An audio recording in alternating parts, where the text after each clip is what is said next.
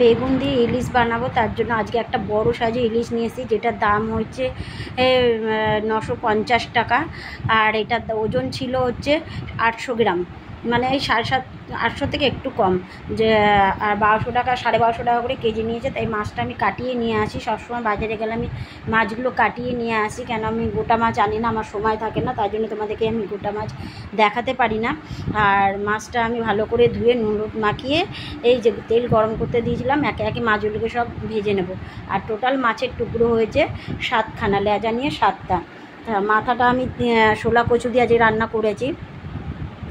আর এইদিকে দেখো মাছগুলো প্রায় ভাজা হয়ে গেছে, আর 2-3টে বাকি ছিল, এগুলো ভেজে তুলে নিলাম মাছগুলো। আর এইদিকে আমি দেখো সাদা সর্ষে, কালো সর্ষে আর কাঁচা লঙ্কা একসঙ্গে বেটে নিয়েছি। বেটে মশলাটাকে আমি ছেঁকে নিয়েছি, কেন জলটা মশলার জলটা দেবো, ছিবাগুলো আমরা দিই না সর্ষের, ওগুলো খাওয়া ভালো না, তাই জন্য আমরা সবসময় এই যে ছেঁকে নিয়েছি সব মশলাটাকে, জলটা দেবো এর মধ্যে। আর এইদিকে দেখো মাছগুলো বেশ ভালো করে ভাজা হয়ে গেছে। আর এইদিকে বেগুনও কেটে নিয়েছি, যেহেতু বেগুন দিয়ে করব। মাছগুলো ভালো করে ভাজা গেছে, এই তেলের মধ্যে দিয়ে দিয়েছি 1 চামচ কালো জিরা আর বেগুনগুলো ভালো করে আমি লাল লাল করে ভেজে নেব, একটু নুন আর হলুদ দিয়ে ভালো করে ভাজা, এই যে ভাজতে দিয়ে দিয়েছি, আর একটু নুন আর এই যে হলুদ দিয়ে দিয়েছি। বেগুনগুলো ভালো করে আমি ভেজে নেব। ভাজা হয়ে গেলে এর মধ্যে যে জলটা আমি সর্ষের জলটা আমি ছেঁকে রেখেছি, ওটা এর মধ্যে দেব। বেগুনটা ভালো করেই ভাজা হয়ে গেছে।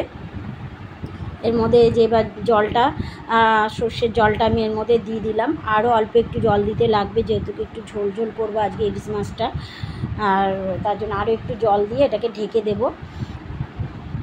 আর কটা চেরা কাঁচা লঙ্কা এর মধ্যে দেবো, কেন এইসব মাছে একটু লঙ্কা কাঁচা লঙ্কা না দিলে ভালো লাগে না। ঝোলটা প্রায় ফোটার অবস্থা, আমি ততক্ষণ কাঁচা লঙ্কাগুলো দিয়ে ঢেকে দিলাম কিছুক্ষণের জন্য।